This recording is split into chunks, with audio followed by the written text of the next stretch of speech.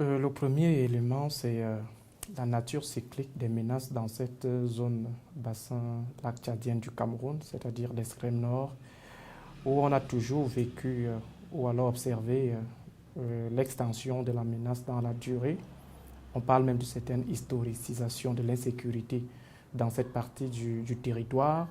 Et les menaces ici mutent, changent de profil. Aujourd'hui, vous avez des preneurs d'otages, demain vous avez des coupeurs de route, et après vous avez des terroristes, et ainsi de suite. On se retrouve même avec des situations de mercenariat, comme en RCA ou au Tchad, où on a vu des opérateurs criminels qui errent dans cette zone, aller prêter main forte à certaines rébellions. Donc il faut inscrire ce qu'on peut qualifier d'enlisement. On peut revenir même sur l'ontologie même de cette expression dans le cas précis de notre entretien. Donc il y a cette permanence qui fait en sorte que jusqu'ici on n'a pas encore trouvé une certaine équation fiable pour mettre un terme à l'insécurité dans cette partie du territoire.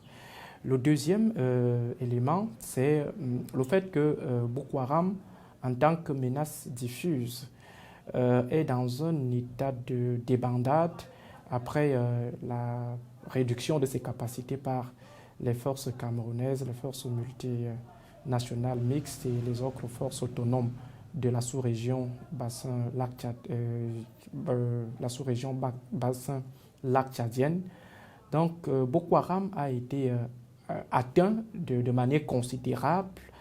Ses capacités de nuisance ont été réduites, de sorte qu'à un moment donné, le leadership a commencé à s'essouffler en termes de maintenance de ses effectifs, c'est-à-dire entretenir les différents jeunes qui avaient été recrutés au départ. Boko Haram, pour dire simple, n'a plus de moyens pour désintéresser tous ces effectifs, ces jeunes de la sous-région qui se sont alignés derrière son idéologie. Et par conséquent, il y a eu un relâchement de ces effectifs qui errent dans la zone et qui opèrent de manière autonome. Il y a ceux qui ont continué avec le combat originel de Boko Haram, qui est celui de l'État islamiste dans la zone. Et il y a aussi ceux qui ont décidé d'opérer dans le banditisme, ce qu'on appelle généralement la violence génératrice des revenus, c'est-à-dire pour survivre, il faut faire dans le banditisme. Boko Haram les ayant lâchés, ces jeunes n'ont plus d'autres alternatives que de rentrer dans le banditisme. C'est pourquoi vous avez des incursions dans les foyers du côté de Kolofata, du côté de Kerawa et même à Moura, dans les périphéries de Kourgui. Donc entre Kourgui et Moura, on a recensé ces derniers temps ces cas de braquage qui sont opérés par des éléments de Boko Haram, et ces éléments ici, ce sont des éléments qui ne sont plus sous le contrôle de l'autorité centrale de Chikao qui est installée à Sambisa. Donc voilà les deux éléments sur lesquels on peut s'appuyer pour comprendre ce qui est qualifié d'enlisement. Maintenant, pour revenir sur le terme enlisement, c'est un peu amplifié. C'est un peu amplifié parce qu'aujourd'hui, la situation est maîtrisée par les différentes forces qui sont stationnées dans ces zones pour contenir la menace djihadiste. Boko Haram a été suffisamment, j'allais dire, pas neutralisé, mais Boko Haram, ses capacités ont été considérablement réduites. Et ce qu'on peut dire aujourd'hui, c'est qu'il y a une certaine victoire des armées sur l'ennemi, seulement l'ennemi étant asymétrique, c'est-à-dire une force qui peut se régénérer, qui peut avoir des transformations, qui peut muter. Il y a de quoi aussi prêter le flanc à la thèse de l'enlisement.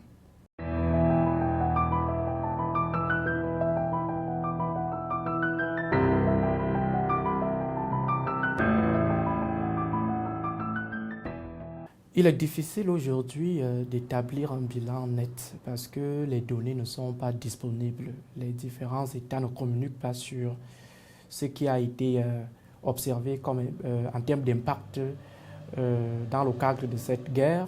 L'État du Cameroun, qui n'est pas déjà très disposé à communiquer, n'a pas jusqu'ici donné des éléments. On ne sait pas si c'est pour des raisons stratégiques ou alors on a peur peut-être d'une certaine indignation nationale au sujet peut-être de certaines défaillances qui ont émaillé la gestion de cette guerre.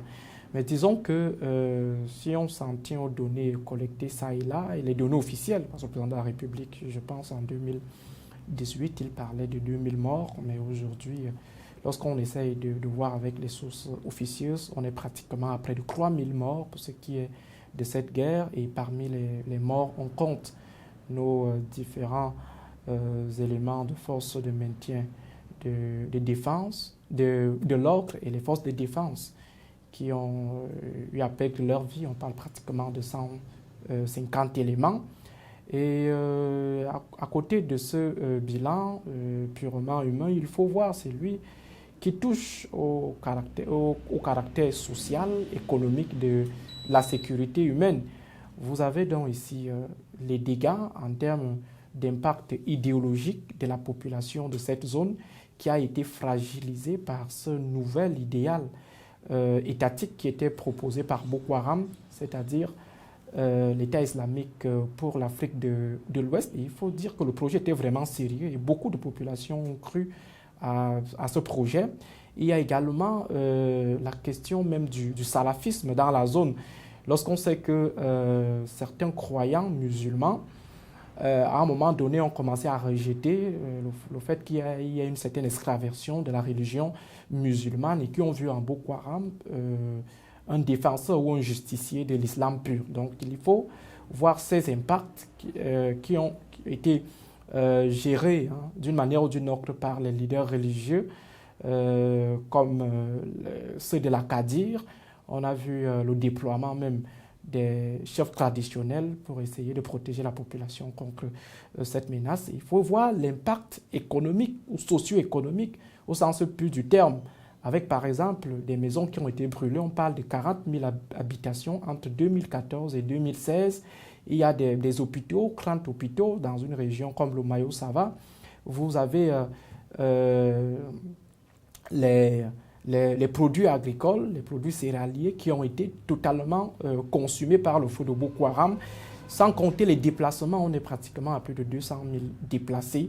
Ces personnes qui n'arrivent pas à s'intégrer dans les sites d'accueil ou des arrondissements d'accueil tels que Koussery, Marwa, Mokolo, Mora et d'autres arrondissements annexes.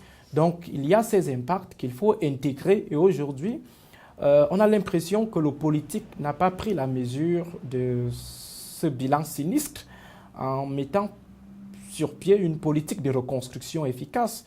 On parle plus du nord-ouest, on parle plus de la zone anglophone et pourtant, dans l'extrême nord Cameroun, il y a eu des incidences négatives de cette guerre qui commande aujourd'hui une certaine action efficace et ciblée de l'État pour venir en aide à ces populations.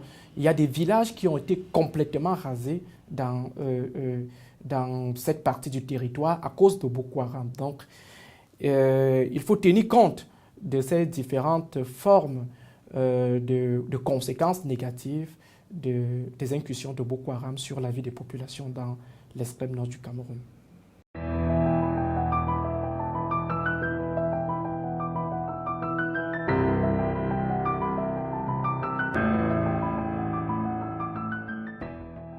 Naturellement, comme dans la gestion des crises armées dans les pays à la gouvernance précaire, on a connu, on a observé dans cette zone qu'il y a eu vraiment des écarts de comportement dans la gestion de ce qui était engagé comme moyen de l'État, moyen matériel, moyen financier. Je commencerai par l'économie noire des otages. Certes vrai, il y avait une certaine nécessité de sauver les âmes, comme la famille Moulin-Fournier et Ocre. Il faut dire qu'à côté de cette économie de la libération officielle des otages, il y a eu une économie informelle qui s'est incrustée et qui était entretenue à la fois par des groupes de bandits qui n'avaient rien à voir avec Boko Haram et entretenue même par des officiels, certains officiels camerounais qui ont trouvé en cette économie une forte, pas une forte, mais une occasion de pouvoir s'enrichir. Il y a donc eu par exemple des otages qui ont été libérés, curieusement, n'ont jamais été, ces kidnappings n'ont jamais été revendiqués par Boko Haram. On a vu la circulation des billets de banque supposés être remis à Boko Haram, circuler dans les marchés de la région de l'extrême nord. Ça signifie donc que l'argent qui était dépensé par l'État du Cameroun a de temps en temps connu d'autres destinations. Donc il y a eu toute une économie. À côté de la libération des otages, vous avez le trafic, le marché noir rural qui a été très fructueux de ce côté-là. Et ici, il y avait des populations qui marchandaient avec Boko Haram. Vous avez des mamans qui vendaient des carburants, un litre de carburant acheté dans une station à Mora, ils revendaient à Boko Haram à 10 000 francs. Vous avez des mamans qui aidaient Boko Haram à transporter, par exemple, des munitions dans les calebasses, traverser la frontière, ça rapportait, ça générait des sous et ça nourrissait des familles. Vous avez aussi la corruption, la haute corruption engagée même par Boko Haram qui s'attachait les services des jeunes Camerounais contre des motos, contre les sommes qui oscillent entre 100 000 francs et 500 000 francs. Donc il faut dire que autour de cette crise, il y a eu toute une économie, même l'économie des armes légères. Vous avez vu l'affaire avec l'ancien maire de Fotokol, ancien douanier, qui s'est retrouvé dans une situation illicite de trafic d'armes avec Boko Haram, même si après il estime qu'il a été pratiquement blanchi par la justice. Sinon, il y a eu toute une économie autour de cette histoire et il est important d'engager par exemple un audit pour voir ce que les officiels camerounais qui avaient la charge de gérer cet argent ont fait de cet argent.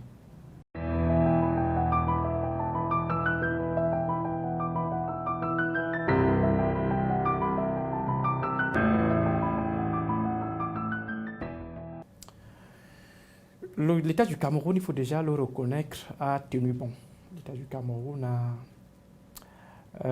sort en fait de cette crise tête haute, avec d'ailleurs des félicitations qui doivent être formulées à son endroit. Seulement, il y a des zones d'ombre qui restent. Et c'est là où il faut beaucoup travailler. Il y a la question de la reconstruction qui reste importante parce qu'aujourd'hui, si les jeunes se sont engagés dans Boko Haram, c'est par rapport à la nature, c'est par rapport à l'extrême pauvreté dans la zone, c'est par rapport à la modicité des moyens, c'est par rapport à la misère, c'est par rapport à la recherche des débouchés. Vous voyez par exemple, lorsqu'on engage les enfants dans des écoles coraniques, je n'ai rien contre ces écoles, mais lorsqu'on fait la promotion de ces écoles pour essayer de contenter les populations qui ont besoin de l'école classique, forcément, ces enfants n'auront aucune issue. Parce que lorsqu'on a un diplôme coranique dans un système laïque comme celui du Cameroun, c'est difficile de trouver des opportunités. Qu'est-ce qu'on peut faire avec un parchemin obtenu dans une école coranique? C'est d'autant plus que ces écoles sont pratiquement à la portée des spéculateurs. Il faut donc que l'État du Cameroun essaye de voir le côté de la sécurité sociétale, économique et politique. Question de pouvoir couper les circuits de recrutement de Boko Haram. Il y a également que dans la zone, ça ce sont des choses qui doivent se dire en fait dans des universités, dans le cadre universitaire, les franchises universitaires, mais je le dirais. Ici, il faut dire que les frontières camerounaises ne sont pas assez sécurisées dans la région de l'extrême nord du Cameroun. Toutes les frontières ne sont pas assez sécurisées. Vous avez des zones qui sont totalement grises, qui ne sont pas contrôlées par les forces de sécurité. Et ces zones-là continuent d'être des sites d'activisme des forces insécuritaires, que ce soit des contrebandiers, que ce soit les criminels transfrontaliers, que ce soit les terroristes dans le sens pur du terme. Donc il faut à tout prix contrôler ces zones. Certes vrai, on est en train de mener un petit travail, un grand travail de ce côté avec le creusage des tranchées qui permet d'avoir une certaine idée de la délimitation de la frontière entre le Cameroun et le Nigeria. Mais je pense qu'il faut aller un peu plus loin. Il faut démarquer de manière effective cette frontière et la sécuriser, créer des postes frontières pour ne plus permettre aux bandits de la région de continuer à mener leurs incursions sur le territoire. Il y a également des effectifs militaires qu'il faut revoir. Il faut dire qu'à l'époque du colonel Kodji, on parlait pratiquement d'un besoin de 20 000 militaires pour pouvoir sécuriser les 400 km de frontières du Cameroun du côté du nord. Or, on était pratiquement à 8 000. Vous voyez qu'on n'était même pas à la moitié. Il faut donc engager des moyens humains pour avoir une armée capable de sécuriser les frontières. Donc, je pense que voilà quelques pistes de solutions. Il y a le travail idéologique qui doit toujours continuer pour que les Camerounais ne tombent plus dans l'extrémisme, parce que l'extrémisme est la source de recrutement de Boko Haram.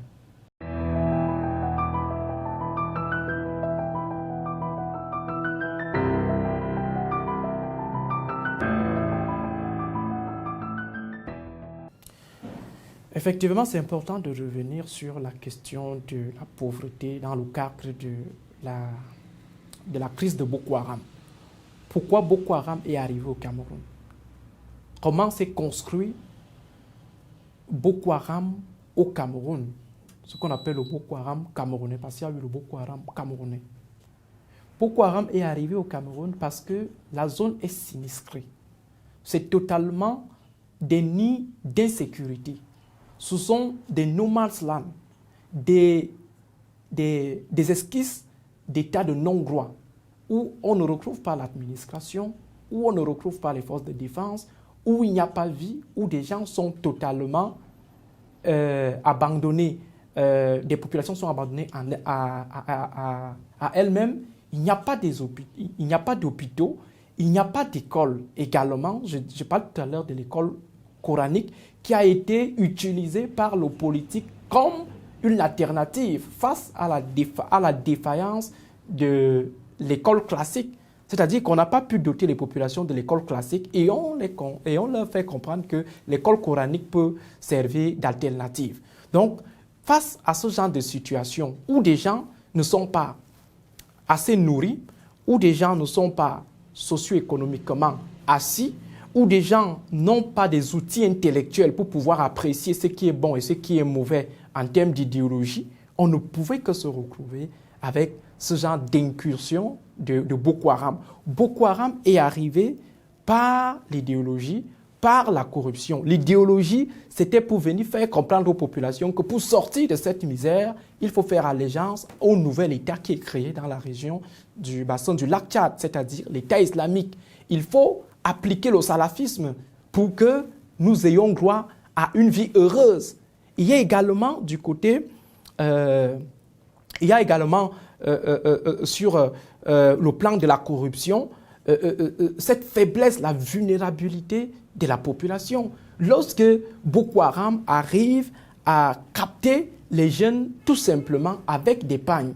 Parce que moi, j'ai recueilli des témoignages du côté de Kolofata où des jeunes filles estiment qu'elles ont eu à collaborer avec Boko Haram parce que Boko Haram leur donnait des bijoux, les gars de Boko Haram leur offraient des pagnes de luxe, ainsi de suite. Alors, ça ne peut être que la conséquence de la pauvreté. Donc, si on ne résout pas le problème de pauvreté de l'extrême nord, à coup sûr, le cycle, parce que je l'ai précisé tantôt, l'insécurité dans cette zone est cyclique.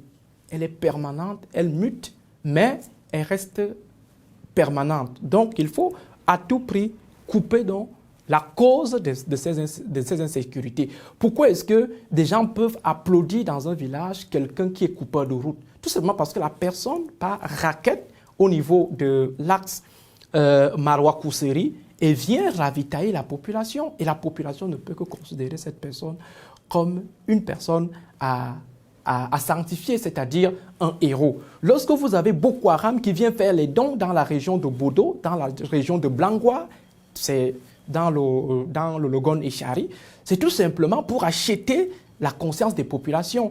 Or, si cette population était socio-économiquement assise, elle aurait dû, à un moment donné,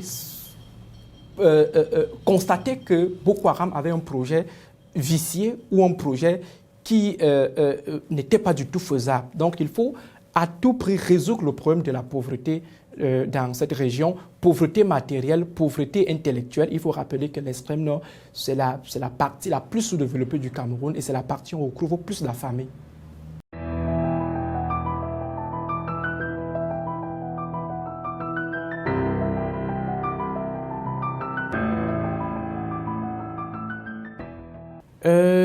L'implication de la France dans cette guerre, ma foi, n'est pas un sujet assez capital. L'implication de la France, parce qu'ici, il s'agit d'abord d'une question de souveraineté. Et vous savez que le Cameroun a toujours cherché, l'État du Cameroun, le gouvernement a toujours cherché à gérer ses problèmes de manière solitaire, en récupérant tout simplement des soutiens qui sont proposés par des amis. Donc pour le cas de la lutte contre Boko Haram, la France n'a pas vraiment eu assez d'opportunités pour mener des actions de manière réelle, comme on l'a peut-être vu, comme on le voit aujourd'hui au Mali. Le Cameroun, même dans le cadre de la force multinationale mixte, le Cameroun a été toujours très réticent et très prudent face aux offres internationales. Sinon, la France a apporté son soutien intellectuel, son soutien matériel, comme d'autres pays, comme l'Allemagne, comme les États-Unis. Mais la responsabilité de la France dans cette guerre contre Boko Haram n'est pas assez majeure. Il faut peut-être interroger la responsabilité de l'international terroriste, parce que c'est ce groupe mondial qui a apporté, cet ordre mondial terroriste qui a apporté tout son soutien à Boko Haram, que ce soit Al-Qaïda, que ce soit AQMI. Ce sont des groupes qui ont eu à apporter la logistique, à entraîner les éléments de Boko Haram.